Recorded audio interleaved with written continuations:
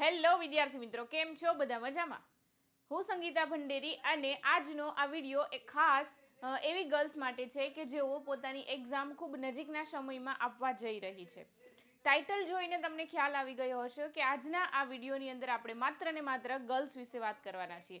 પરંતુ જો ઇનકેસ કોઈ બોય આ વિડીયો જોઈ રહ્યું છે તો તેઓને વિનંતી છે મારી કે પ્લીઝ તમારા દરેક ફિમેલ ફ્રેન્ડ સાથે આ વિડીયો શેર કરજો. તમારી કઝિન હોય, તમારી બેન હોય કે કોઈ ફ્રેન્ડ હોય, એ દરેકને આ વિડીયો શેર કરવા મારી વિનંતી છે.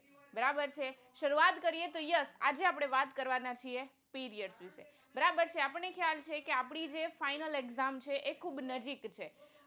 તમારામાંથી ઘણી બધી એવી ગર્લ્સ હશે કે જેઓની પીરિયડ્સની ડેટ છે એ એક્ઝામની ડેટને સમાન છે. બરાબર છે? હવે જો બોર્ડની એક્ઝામની વાત કરવા જઈએ તો આપણી બોર્ડની એક્ઝામ 27 ફેબ્રુઆરીએ છે અને આ 27 ફેબ્રુઆરીએ જ જો તમારી પીરિયડ્સની ડેટ હોય તો શું કરવું? બરાબર છે? અથવા તો એ દરમિયાન તમારા પીરિયડ્સ ચાલુ હોય તો શું કરવું? અથવા તો તમારી પીરિયડ્સની ડેટ 27 તારીખ પછી હોય તો શું કરવું? તો આ દરેક પ્રશ્નનું સમાધાન આ વિડીયોની અંદર હું તમારા સમક્ષ લઈને આવી છું. તો વધુમાં વધુ સ્ટુડન્ટ સાથે, વધુમાં વધુ ગર્લ્સ સાથે આ વિડીયો શેર કરજો, જેથી કરીને તેઓને પણ આ વિડીયોનો લાભ મળી શકે. બરાબર છે? ઘણી વખત કેવું થતું હોય છે કે આ વસ્તુ આપણે કોઈ સાથે શેર નથી કરી શકતા. બરાબર છે? આપણે મનમાં મૂંઝાઈએ છીએ, જેના કારણે જેની અસર આપણી એક્ઝામ પર પડી શકે. બરાબર છે? પરંતુ બેટા, મૂંઝાવાની બિલકુલ જરૂર નથી. તમારે જે કાંઈ બી પ્રોબ્લેમ છે એના માટે અમે લોકો બેઠા જ છીએ તમારી સાથે ઓલવેઝ. બરાબર છે? તો હવે વાત કરીએ કે તમારામાંથી ઘણી એવી ગર્લ્સ છે કે જેઓની ડેટ, પીરિયડ્સની ડેટ જે છે એ એક્ઝામના થોડાક અગાઉ દિવસ છે. બરાબર છે? અને પીરિયડ્સ છે એ તમારી એક્ઝામ દરમિયાન ચાલે છે. તો એવી ગર્લ્સને શું કરવું? તો એના માટે બેસ્ટ એક જ ઉપાય છે કે તમારી પાસે એવું પેડ, સેનિટરી પેડ હોવું જોઈએ, સેનિટરી નેપકિન હોવું જોઈએ કે જે તમારી એક્ઝામ દરમિયાન તમને કવર કરી શકે, સર્વાઈવ કરી શકે. બરાબર છે? હવે સપોઝ કે આપણે જોઈએ આપણી એક્ઝામનો સમયગાળો 3 કલાકનો ગણીએ, આવા જવાનો કલાકનો 1 કલાક ગણીએ એટલે ટોટલ 5 કલાક થઈ. તો તમારી પાસે એવું સેનિટરી નેપકિન હોવું જોઈએ કે જે તમને 5 કલાક સુધી ચાલે. બરાબર છે? માર્કેટની અંદર એના માટે 3XL સેનિટરી પેડ અવેલેબલ છે, તો તમે એ પરચેસ કરી શકો છો, જે લોંગ પણ હોય છે અને થોડુંક થીક પણ હોય છે, જે તમને 5 થી 6 કલાક સર્વાઈવ કરાવી શકે છે. બરાબર છે? તો આ 3XL પેડ છે એ તમારી પાસે હોવું જોઈએ. બરાબર છે? અને બીજી વસ્તુ, એવી ઘણી ગર્લ્સ હોય છે કે જેને ડેટ એજ હોય અથવા તો એના પછીની તારીખ હોય, પણ એ દરમિયાન પીરિયડ્સ ચાલુ ન હોય. એક્ઝામ દરમિયાન બની શકે કે આવવાના હોય. બરાબર છે? તો એવી ગર્લ્સને શું કરવું?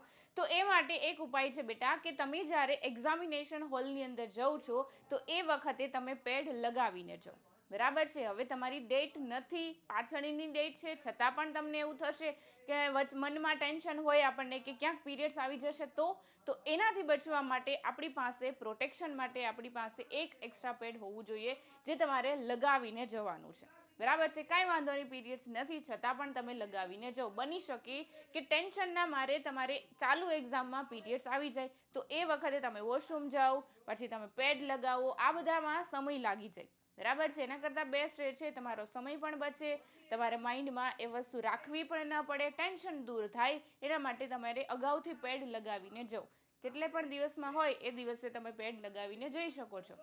બરાબર છે? હવે બીજી વસ્તુ કે જ્યારે પણ આપણને એક્ઝામિનેશનની અંદર જઈએ છીએ, બરાબર છે, અને પીરિયડ્સ ચાલુ છે, તો એ દરમિયાન ઘણી બધી ગર્લ્સને હેવી ફ્લો થતો હોય છે, જેના કારણે સ્પોટિંગની શક્યતા રહી શકે, આપણને લીકેજની શક્યતા રહી શકે. તો એના માટે બેસ્ટ એ છે કે તમારે સૌથી પહેલાં તો મેં જે કીધું એમ 3XL પેડ, જે ક્વાઇટ લોંગ પણ હોય, થીક પણ હોય, જે તમને 3 થી 4 કલાક પ્રોટેક્શન આપી શકે. ઇનકેસ તમે પેડની જગ્યાએ ટેમ્પોન યુઝ કરો છો તો તમારી પાસે સ્પેરમાં ટેમ્પોન્સ હોવા જોઈએ. તમે જો મેન્સ્ટ્રુઅલ કપ યુઝ કરો છો તો એ પણ તમે ક્લીન કરીને પછી ઇન્સર્ટ કરીને પછી જઈ શકો છો. બરાબર છે? બીજી વસ્તુ, આ એક પેડ તો તમે લગાવેલું છે, એના સિવાયના તમારી પાસે 3 થી 4 પેડ હોવા જોઈએ. બની શકે ઇમરજન્સીમાં જરૂર પડે.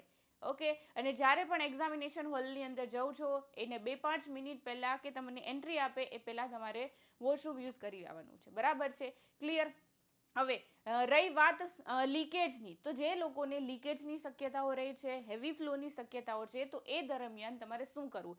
તો એ દરમિયાન તમારે જ્યારે પણ તમારે આવી સિચ્યુએશન હોય છે એ દરમિયાન તમે ડાર્ક ક્લોથ્સ પહેરો, બરાબર છે. જેમ કે બ્લુ કલર છે, બ્લેક કલર છે, ગ્રીન કલર છે. આવા બ્લેકિશ કપડાં કે ડાર્ક કપડામાં શું થશે કે તમારે સ્પોટિંગ થશે તો પણ નહીં દેખાય, બરાબર છે. લીકેજ થશે તો પણ આઈડેન્ટિફાઈ નહીં થાય, બરાબર છે. અને ત્રીજી વસ્તુ કે તમે બની શકે ત્યાં સુધી લોંગ કપડાં પહેરો, બરાબર છે. ઉપર તમે કુર્તું પહેરો, નીચે ટ્રાઉઝર પહેરી શકો છો, બરાબર છે.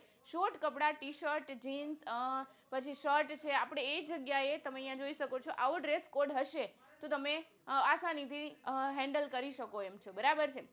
હવે તમે ઉપર કુર્તું પહેર્યું છે તો કુર્તું ઊંચું કરીને તમે બેન્ચ પર બેસી શકો છો, અને ઇનકેસ કાંઈ સ્પોટિંગ થાય છે, લીકેજ થાય છે, તો તમારું ટ્રાઉઝર છે બચાવવા માટે, બરાબર છે, અને આઈડેન્ટિફાઈ નહીં થાય.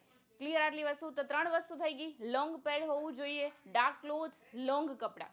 હવે એક વસ્તુ એવી છે કે ઘણી ગર્લ્સ એવી છે જેઓને પેઇન કિલરની જરૂર પડે છે, પેઇનફુલ પીરિયડ્સ હોય તો એવા લોકોને શું કરવું, એવી ગર્લ્સને શું કરવું? તો ખાસ બેટા, જનરલી આપણે ક્યારેય કહેતા નથી કે તમારે પેઇન કિલર લેવી જોઈએ, પરંતુ એક્ઝામ છે તો એક્ઝામ વખતે આપણું ફૂલ ફોકસ પેપર ઉપર હોવું જોઈએ, પેન ઉપર નહીં. તો એટલા માટે હું એક સજેશન આપીશ કે તમે પેઇન કિલર લો, પરંતુ કઈ રીતે?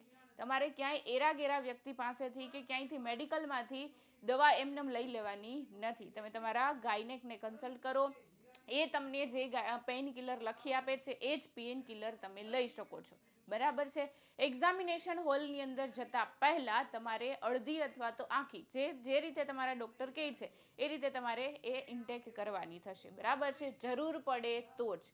બહુ પેઇનફુલ થવાના હોય કે તમારે વારે વખતે પેઇનફુલ પીરિયડ્સ આવતા હોય તો તમે પેઇન કિલર લઈ શકો છો, બરાબર છે. હવે ખાસ અગત્યની વસ્તુ એવી છે કે જ્યારે આપણે એક્ઝામિનેશન હોલની અંદર જઈએ અથવા તો આપણી એક્ઝામ હોય ને તો એ દરમિયાન આપણા હોર્મોન્સને લીધે મૂડ સ્વિંગ્સ થતા હોય છે, બરાબર છે. તો એના માટે બેસ્ટ એક જ હું કહીશ કે તમે ડાર્ક ચોકલેટ ખાઓ, બરાબર છે. ડાર્ક ચોકલેટ તમે તમારી સાથે રાખી શકો છો. એક્ઝામિનેશન હોલની અંદર તમને લઈ જવા નહીં દે, પરંતુ તમારે જ્યારે એક્ઝામ સ્ટાર્ટ થાય ને એને થોડોક સમય પહેલાં તમે ડાર્ક ચોકલેટ ખાઈ શકો છો, જેથી કરીને તમે થોડા કામ રહ્યો, રિલેક્સ રહ્યો, બરાબર છે. ઓકે. અને સૌથી અગત્યની વસ્તુ હા કહેવાનું રહી ગયું કે જો આપણે છે ને ડરતા હોઈએ છીએ, આ વાત કોઈને શેર નથી કરતા, પરંતુ બેટા જેટલી વધુ તમે વાત કરશો, જેટલી વધુ તમે લોકો સાથે વાત કરશો, ફ્રીલી આ વાત શેર કરશો, એટલું વધુ તમને ઇઝી રહેશે, બરાબર છે. આપણે મગજમાં મનમાં વિચારતા રહીએ, મૂંઝાતા હોઈએ છીએ કે ભાઈ મને પીરિયડ્સ આવ્યા છે, હું શું કરું. એના કરતાં બેસ્ટ એ છે કે તમે તમારા ઇન્વેજિલેટર છે, તમારા ક્લાસની અંદર જે કોઈ બી સુપરવાઇઝર છે, ચાહે મેલ ટીચર હોય કે ફિમેલ ટીચર હોય, એને વાત કરો કે મને આવી પ્રોબ્લેમ છે. એ દરેક વાતનું સોલ્યુશન લાવશે, બરાબર છે. એની પાસે અવેલેબલ હોય છે દરેક વસ્તુ. પેડ્સ પણ તમને પ્રોવાઈડ કરવામાં આવશે, ટેબ્લેટ પણ તમને પ્રોવાઈડ કરવામાં આવશે, પરંતુ તમે એટલીસ્ટ વાત કરો.